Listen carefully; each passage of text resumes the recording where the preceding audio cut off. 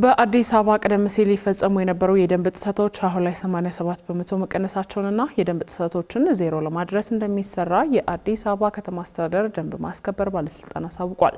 ባለስልጣኑ ይህንን ያሳወቀው የ2018 በጀት ዓመት የ6 ወራት እቅድና የመልካም አስተዳደር ችግር ልየታ የውይይት መድረክ ላይ ሲሆን በተለይ የመሬት ወረራ፣ ህገወጥ ንግድና ግንባታዎች እንዲሁም ቁማር ቤቶችና ሌሎች ደንብ መተላለፎችን መቀነስ መቻሉ ተገልጿል። መድረኩን የተከታተለው ፍስሐ ደሳለኝ ተጨማሪ ዝርዝር መረጃ አሰናድቷል። ብሩክ አስቀናው እንደሚከተል ያቀርበዋል። የአዲስ አበባ ከተማ አስተዳደር ደንብ ማስከበር ባለስልጣን ያለፉትን 6 ወራት የእቅድ አፈጻጸሙን የገመገመበት የውይይት መድረክ ያካሄደ ሲሆን በመድረኩ ህብረተሰቡ ህገወጥነትን እንዲከላከልና የደንብ መተላለፎችንም እንዳይፈጽም የግንዛቤ ማስጨበጫ ስራዎች ተሰርቷል ተብሏል። በመዲናዋ ከባለፈው ዓመት ተመሳሳይ ወቅት ጋር ሲነጻጸር የደንብ ጥሰት በ87 በመቶ መቀነሱንና የደንብ ጥሰቶችን ዜሮ ለማድረስ እንደሚሰራ ባለስልጣን መስሪያ ቤቱ አስታውቋል። የዚህ የ2018 የ6 ወር አፈጻጸማችንን በገመገምንበት ወደ 87% ቀንሶ አግኝተነዋል ማለት ነው። ስለዚህ ይሄ ደግሞ ለተልኳችን ለራዕያችን አፈጻጸም ለምንደርስበት ግብ ትልቅ መነሳሳት የፈጠረልን ሁኔታ ነው ማለት ነው። ለዚህ ምስጢሩ አንደኛ ከህብረተሰቡ ጋር በቅንጅት ከታች ጀምሮ በቅንጅት መስራት ህብረተሰቡን የዚህ የደንብ ጠል እና የደንብ አጋዥ ኃይል ሆኖ ከጎናችን እንዲቆም ከማድረግ አንጻር የሰራናቸው ስራዎች ለዚህ አብቅቶናል። የበጎ ተግባር ፈጻሚዎችም ከጎናችን ሆኖ የፈጸሙትም ትልቅ ቦታ ያለው ነው። በተመሳሳይ የባለስልጣኑ የቁጥጥርና የእርምጃ አወሳሰድ ምክትል ስራ አስኪያጅ ከፍ ያለው ታደሰ ባለፉት 6 ወራት 9 የደንብ መተላለፍ አይነቶችን መቀነስ መቻላቸውን ገልጸዋል። ዜሮ ያደረግናቸው ከዚህ በፊትም በልዩ ሁኔታ ስንከታተል ነበረ ወረራ ጋር መሬት ወረራ ጋር ዜሮ ያደረግንበት እንደዛውም የማስፋፋት ስራም እጅግ በጣም ዜሮ ያደረግንበትና ሌሎችም የደንብ ጥሰቶች የግንባታ ህገወጥ ግንባታን ቁጥጥር የቆሻሻ ቁጥጥርን በተለይ አዲስ አበባ እንደምናየው አሁን ጸድታ ያለችው የዚሁ ማሳያ ነው ማለት ይቻላል።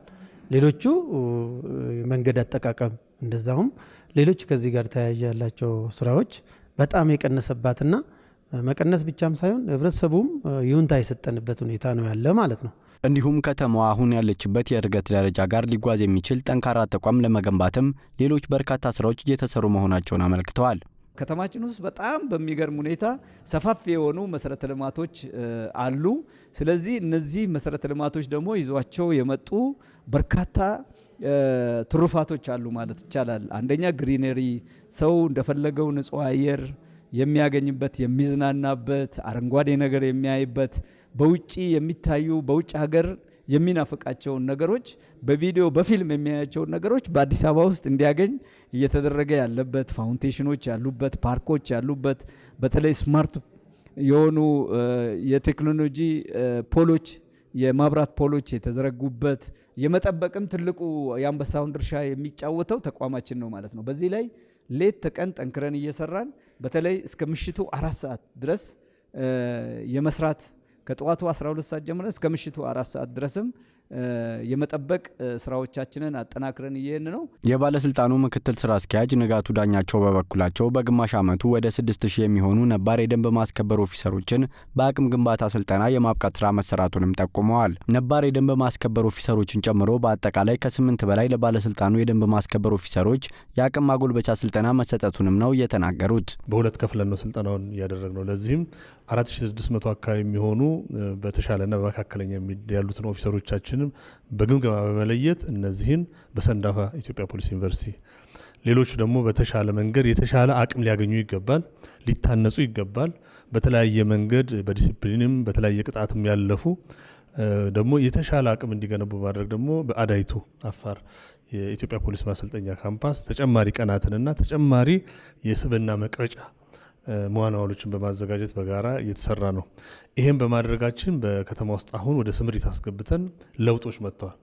በስርዓት በማገልገል ስምሪታቸውን በአግባቡ ጠንቅቀው በመስራት ከወትሮ ዝግጁነት ካለባበሳቸው ጀምሮ ህብረተሰቡ ጋር የሚኖራቸው ተግባቦት የሰብአዊ መብት አያያዛቸው በስርዓት እንዲሆን ህብረተሰቡን አክብረው እንዲሰሩ ህብረተሰቡ ጋር ተባባሪ ሆነው እንዲሰሩ አጋዥ ሆነው እንዲሰሩ እንጂ ህብረተሰቡን በማይገባ መንገድ እንዳይንቀሳቀሱ ማድረግ ረገድ መሰረታዊ ለውጥ አምጥቷል ማለት ነው።